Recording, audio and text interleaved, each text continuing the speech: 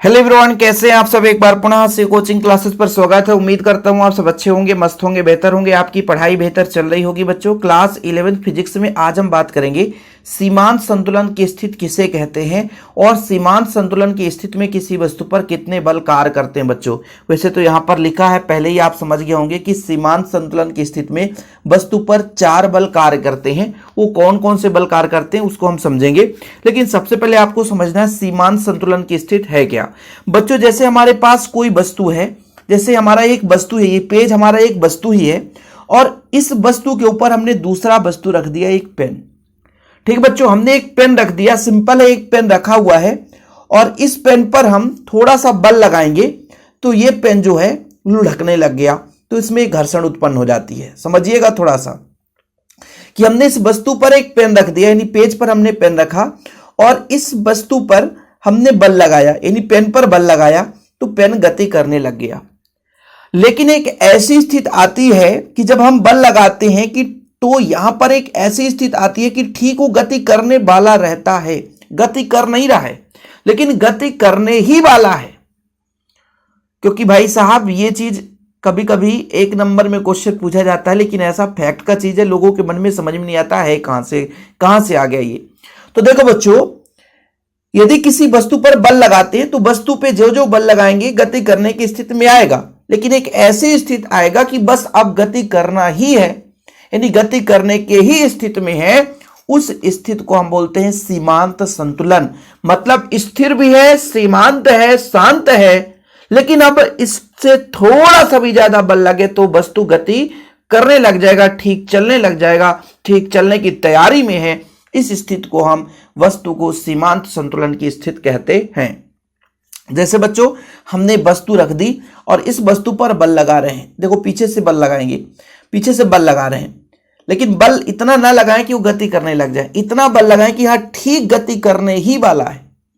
जैसे कभी कभी आप लोग मान लीजिए दलदल में ट्रैक्टर फंस जाए, फिर 50 लोग धक्का दे रहे हैं, बस हाँ भाई थोड़ा और जोर लगाओ, थोड़ा और जोर लगाओ, बस गति करना ही है, बस गति करना है और धक्का दो, तो वो जो गति करने की ही स्थिति आती है भाई, अचानक तो नहीं गति करने लग जाता, तो बस गति करने ही वाला है, थोड़ा और बल लगाओ, तो सीमांत संतुलन की स्थिति रहती है।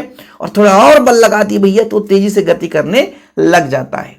तो सीमांत संतुलन की स्थिति है क्या कि जब एक वस्तु दूसरी वस्तु पर रखी जाती है और उस वस्तु की गति के लिए बाहुबल लगाया जाता है, तो एक ऐसी स्थिति आती है कि पहली वस्तु दूसरी वस्तु पर ठीक चलने को तैयार हो जाती है। इस स्थिति को सीमांत संतुलन की स्थिति कहते हैं। मतलब चलती नहीं है, ठीक चलने को तैयार हो जाती है, चलने ही वाली होती है, वो स्थिति आपका सीमांत संतुलन कहलाता है बच्चों।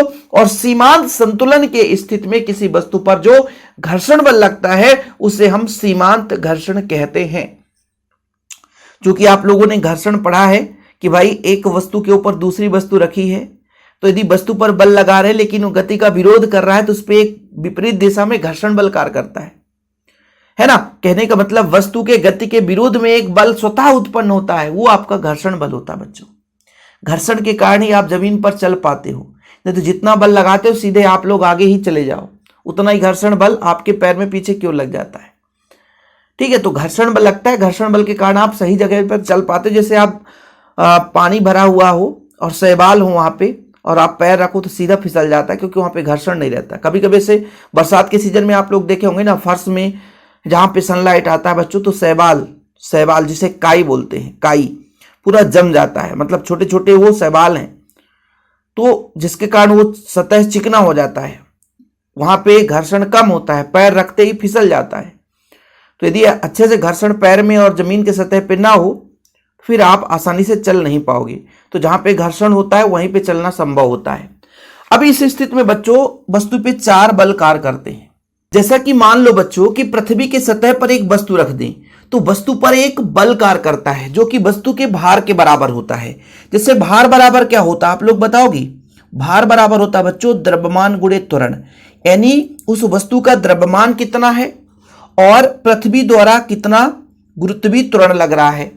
जैसे मान लीजिए जब आप लिफ्ट में ऊपर की ओर जाते हो तो आपका शरीर भारी लगता है, लेकिन जब लिफ्ट से नीचे की ओर आते हो तो आपका शरीर हल्का लगता है, क्योंकि पृथ्वी आपके शरीर पर बल लगा रहा होता है गुरुत्वाकर्षण के माध्यम से। तो जो भार होता है पृथ्वी के सतह पर वो W बराबर mg के बराबर होता है।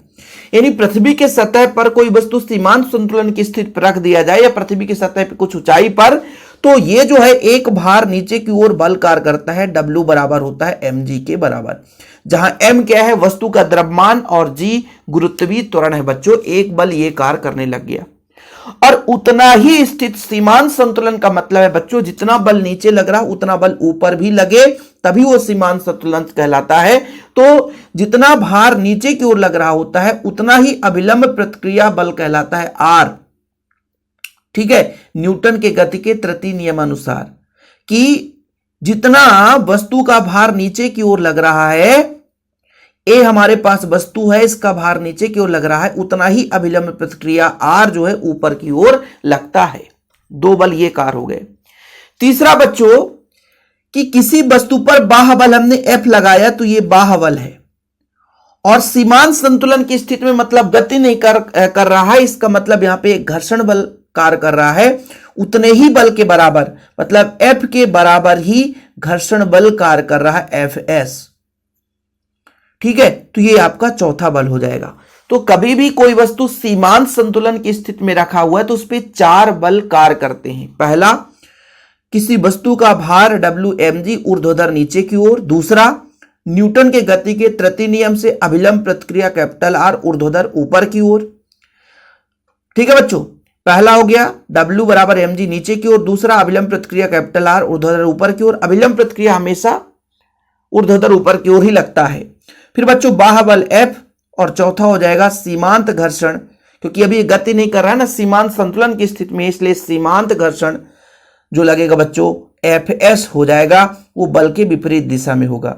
लेकिन ध्यान रखना जो बाह्य बल है वो सीमांत घर्षण बल के बराबर होगा और जो भार है बच्चों वो अभिलंब प्रतिक्रिया के बराबर हो, मतलब एक दूसरे के मैंने बताया ना प्रत्येक क्रिया के बराबर विपरीत प्रतिक्रिया होता है। न्यूटन की गति का तृतीय नियम, तो जितना बल ऊपर उतना नीचे, जितना दाएं उतना बाएं। इस स्थिति में वस्तु सीमांत संतुलन की स्थिति में कहलाता है।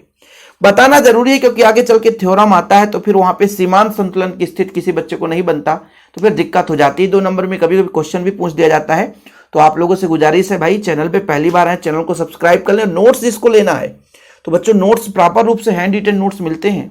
कॉन्टैक्ट नंबर है 9685299149 9685299149 मेरा पर्सनल नंबर है। इस नंबर पर आप कांटेक्ट करें, नोट्स लें, प्रॉपर रूप से तैयारी करें। फिलहाल अभी के लिए इतना ही। जय हिंद, वंदे मातरम।